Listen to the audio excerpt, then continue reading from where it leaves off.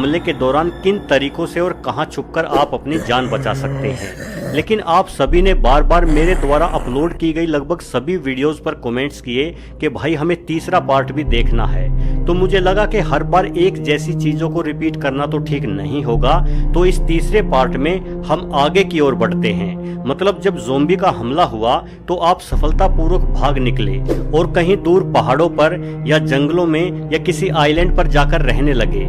दोस्तों, पृथ्वी पर बहुत छोटे छोटे जीव होते हैं, मसलन चूहा। एक चूहा अकेला अपना जीवन जीता है, खुद ही अपने खाने का इंतजाम कर लेता है। अगर आप अपने घर से पकड़कर चूहे को कहीं बाहर छोड़ आते हो तो वहां भी चूहा भूख से नहीं मरने वाला। अपनी नई जगह में भी वो अपने लिए खाने का और रहने का इंतजाम कर लेगा। लेकिन हम इंसान इस मामले में बेहद गए गुजरे हैं। हमें अपनी जिंदगी जीने के लिए लोगों के एक बहुत बड़े समूह की आवश्यकता होती है।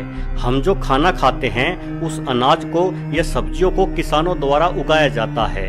फिर खाना पकाने के लिए हमें एलपीजी की भी जरूरत होती है। शायद आप में से बहुत कम लोग ही ऐसे होंगे जिन्होंने लकड़ियों पर पका खाना खाया है।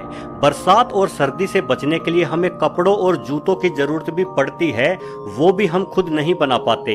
हम पक्षियों की तरह खुद से अपना आशियां भी नहीं बना सकते। ऐसे में कहीं दूर दराज के जंगलों, पहाड़ों या आइलैंड पर आपका जीवन कितना कठिन हो सकता है, इसका अंदाजा तो आप लगा ही सकते हैं।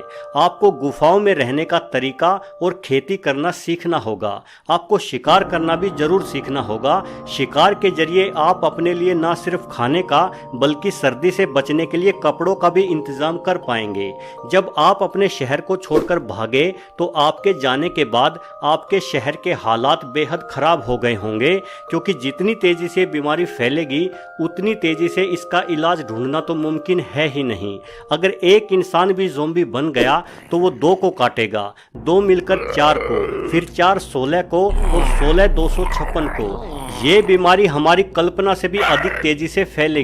और यहाँ हमसे आज तक डेंगू और मलेरिया की रोकथाम तो हुई नहीं, तो इस ज़ोंबेरिया का हम भला क्या उखाड़ लेंगे। लेकिन दोस्तों,